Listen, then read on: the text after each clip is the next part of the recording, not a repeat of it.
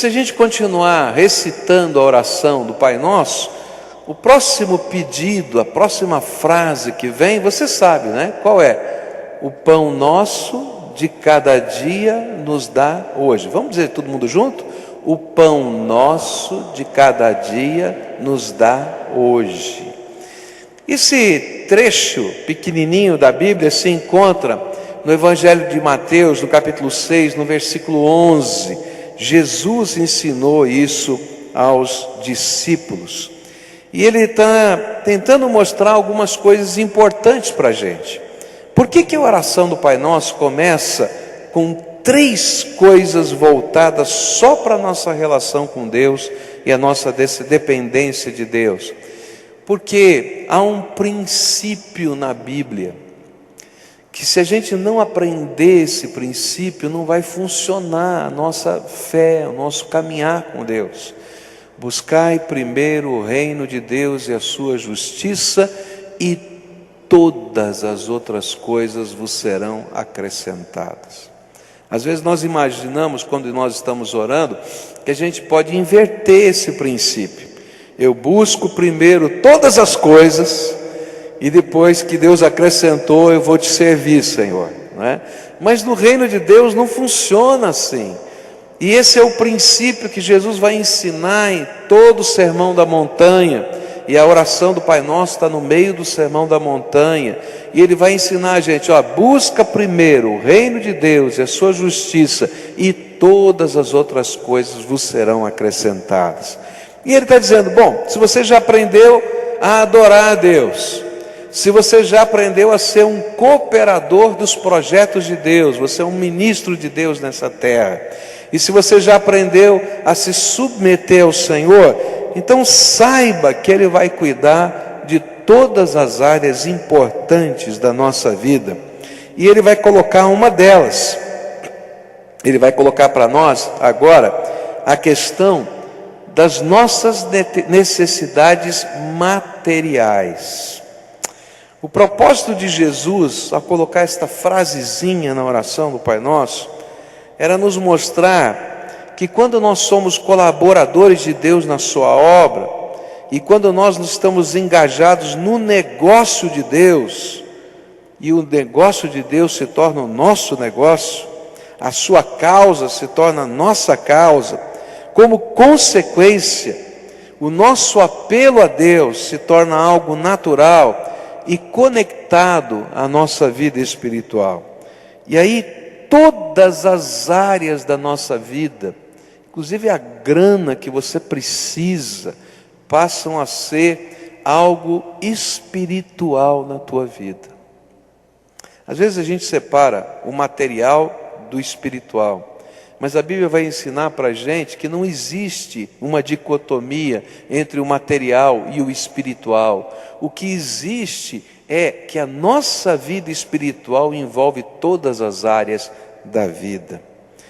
Por isso, eu queria olhar aqui quais são as aplicações que este pedido de Jesus, ensinado por Ele aos discípulos, o pão nosso de cada dia nos dá hoje, essa oração tão simples, né, tem para a nossa vida espiritual. A primeira coisa que eu aprendo é que nós dependemos de Deus para as coisas mais simples e necessárias da vida. Por exemplo, comer. É uma bênção para os gordinhos isso, né? Fala a verdade, né? Saber que você precisa depender de Deus até para comer. A coisa mais simples que essa petição nos ensina é que Deus nos sustenta. E nós dependemos dEle para as coisas da eternidade, para as coisas que têm a ver com a nossa existência emocional, afetiva, mas que nós dependemos dEle para as coisas do dia a dia da vida, do sustento, do dinheiro, dos negócios, do dia a dia da nossa vida. Algumas pessoas imaginam que Deus somente sustenta os missionários da terra, os pastores. Na verdade, queridos, a oração de Jesus nos ajuda a compreender que nós vivemos por causa do suprimento divino.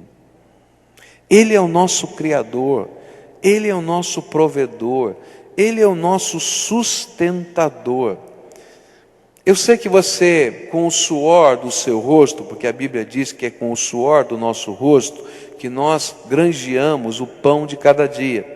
É com o seu trabalho que você ganha o dinheiro para sustentar a sua casa.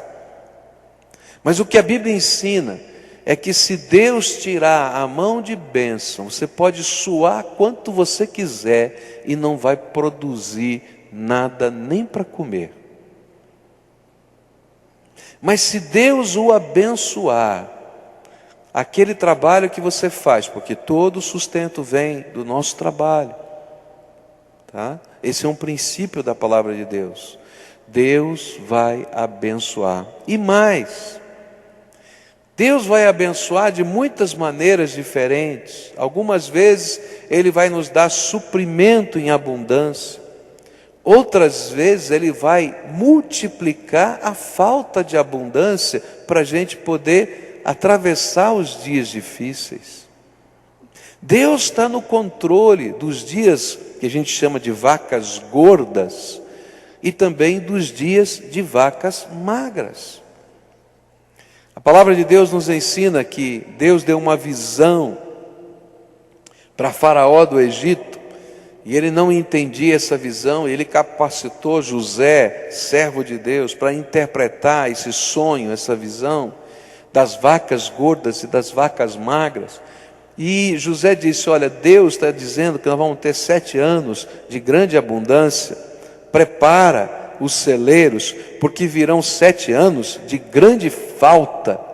E o interessante é que os anos de maior falta foram os anos de maior prosperidade do Egito, porque os povos de toda a terra não tinham o que comer e tinham que comprar aquilo que tinha sido estocado no Egito, e o Egito se tornou a grande potência das nações daquela época por causa dos anos de falta, porque eles tinham aprendido a guardar no tempo da abundância, e eles supriram a terra no tempo da falta e foram abençoados por Deus.